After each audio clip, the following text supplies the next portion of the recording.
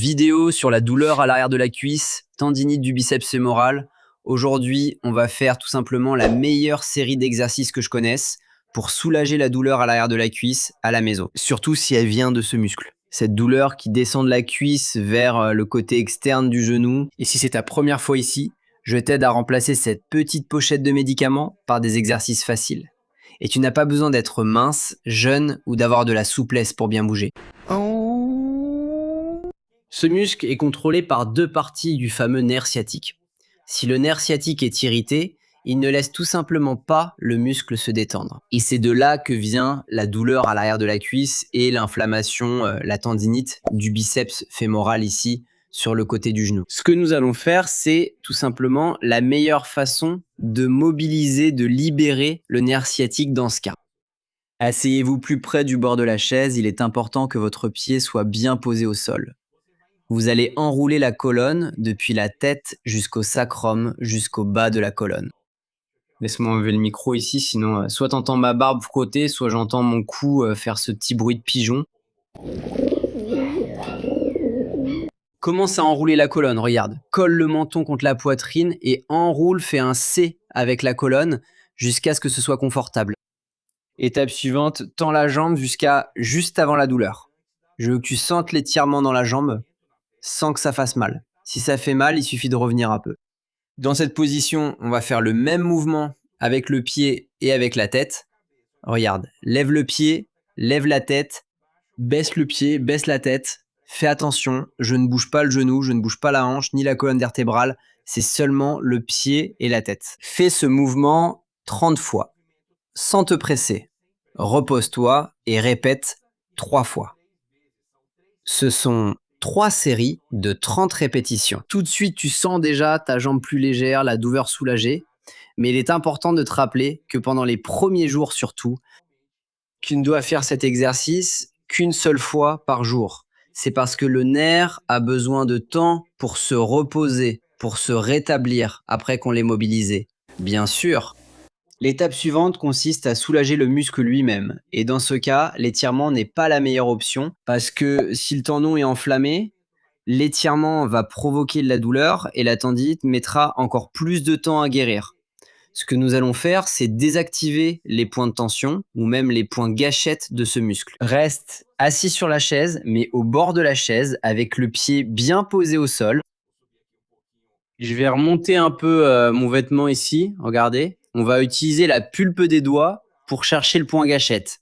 Le biceps fémoral se trouve au milieu, vers l'extérieur de la cuisse. Donc prenez le temps qu'il faut, doucement, sans se presser, d'accord? Je veux pas que tu te blesses en cherchant le point le plus douloureux, le point le plus sensible, ou même un nœud dans le muscle, un nœud sous ton doigt.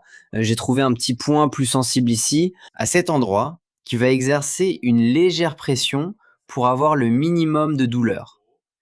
Et tu te détends simplement.